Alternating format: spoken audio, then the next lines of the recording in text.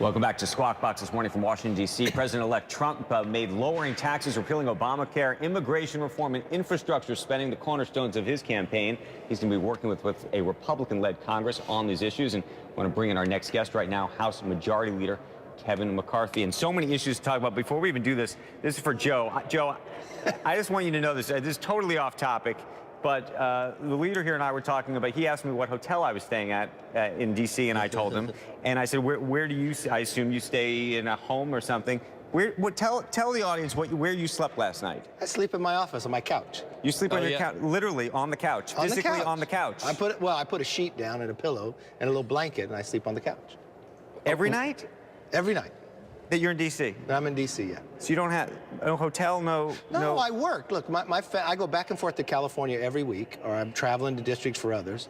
And so I work all the hours I can be here. And I'm from California, so the time difference, people are calling my office like 10 o'clock at night, so I want to be It's not even a pull-out couch. Andrew, but no, it's your basic standard black government that's what couch. I want.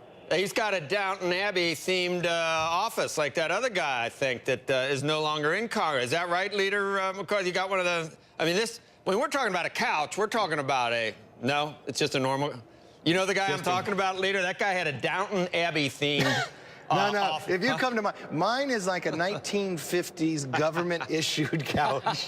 It's your basic one. It's what and I actually found it in the hallway. When you come as a freshman, people put their used furniture on the out, and you can grab it. And so I grabbed this. I'm buying you a day bed. I'm buying him a day bed. When you can't. This the ethics laws. Ethics laws. Well, we can talk. I want to talk about Donald Trump maybe and some of the ethics conflict issues that he's going to present. But tell us just in terms of the calendar and what's possible. A lot of investors, obviously, the market has moved in a remarkable way, in a surprising way for many, on huge expectations of what is possible here in Washington. There are some great possibilities, and we cannot miss this window of opportunity. The first thing we have to do in the first month is reset the structure where you have 3 co-equal branches. We watched an administration that expanded the executive branch where they've had more than 500 new regulations just in the first 6 years. So rein that back in. Article 1, right? The REINS Act. Bring that power back in the process. Repealing Obamacare. That's first on the agenda of where we go. Securing the border. You think that happens even before, that happens in the next, how many days? Well, we have to have a structure to repeal it because of the rules of the Senate, where they just let you stop everything over there, the 60 vote. So we have to do a budget for 2017. We'll start right off the bat on that. That gives you reconciliation, the ability to lower the deficit, which Obamacare continues to increase the deficit. So we could utilize it in there. Growth is the #1 thing that has to happen in this country. That's the underlying factor why the middle class is worth less today than they were 8 years ago. So tax reform, regulation, stopping the premium growth in Obamacare, and you'll see America continue to rise. We had a guest on earlier in the 6 o'clock hour talking about, Trump has talked about a 15% corporate rate. Said ultimately, actually, in Washington, given certain moderate Republicans and others, the rate will probably be closer to 25%, and the market may not be baking that in. What do you think is really happening? Well, what's going to happen is, everybody can speculate what do you want to see about tax reform, but the core of what you're going to see is going to be simpler, it's going to be fair, the rates are going to be lower.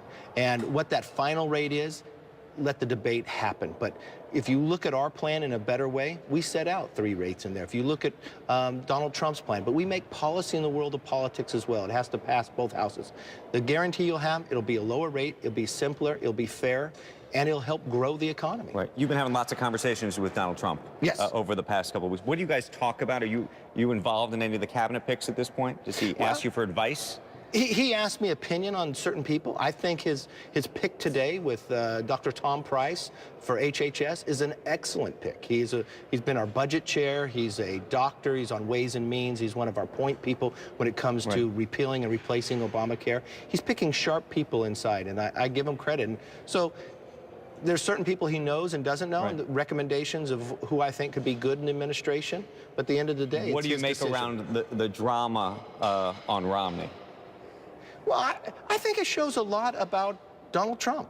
I mean, for him to sit down, it's almost a little Lincoln-esque team of rivals, that he's willing to seriously look at Romney, despite what Romney said. But he wants to find the very best people that mesh with him as well. And I give Donald Trump a great deal amount of credit to be willing to go there and look at that. Maybe this person fits better than others, and maybe they weren't the most supportive. So he's not just rewarding people because they supported. He's looking at people that can best fit a team to put the country in the right place. Right. Just a quick question on the, you mentioned the ethics issue before in a different way. We were talking off camera. Yeah. There are questions about the businesses that Donald Trump owns and the new role that he's going to have. How do you think Congress is going to think about that? And how should he think about that? Well, first you want to look at, he's thinking about it because of his appointment. He just appointed his White House legal counsel, McGahn. I know this individual. No one would ever argue that this man doesn't have the highest ethics. He's been ahead of the FEC. He's been an attorney here that looks at all these issues. So he's taking it very serious. Have your legal counsel work at it, because the last thing a successful person running for office ever thinks about is how onerous government is to punish you if you've been successful. Right. I think he will find out that there's a lot of things he can and cannot do. Let the legal counsel work that out, but that's not why Donald ran. Donald ran to change the country. He's not thinking about those things, but he will have a fine line to be able to protect himself. Here's a question I asked in the last hour of another guest. There's a perception that because the Republicans control the White House, the House, and the Senate, that everybody's in lockstep. When you think about your greatest challenges and you think about where the different distinctions are within the party, what are the issues that you think are that we should try to better understand that people don't get? Well, the structure. You can't just make this isn't the UK. We don't clap people in the next day and everything goes. We have a structure for the House and the Senate. The Senate has different rules where they really have from a filibuster to the 60-vote rule. All that really means is it stops everything. They've got to look at a different perspective, that the American public is frustrated, that they want to see change, they want to see things happen very quickly. But are there issues where you think it's going to be harder? Stimulus, for example, spending, deficits, budget, I mean, those... You're talking a lot like an Obama administration, that they just think spending more money solves a problem. We're looking at letting people keep more of their money, bringing back the regulation off them, inspiring business to actually grow. If we move this economy, I mean, I know in the Obama administration, they always put that growth would be like 7.7% or higher in all their budgets, and they've never met it. We're going to meet a growth perspective and actually grow this economy in a much different way. Majority Leader, thank you. Thanks for having me. Great to see you. Thanks so much. You come by, see the couch anytime you want. I'm going to buy you a new couch. I'm going to figure out a way to get you a couch that's allowed. Guys, back to you. It is risky because it's not enough support, Andrew, and they're gonna be back problems later on. I'm telling you, or you got to put like a board underneath it or a door or something. I'm worried about Leader McCarthy. Anyway, coming up, using Netflix on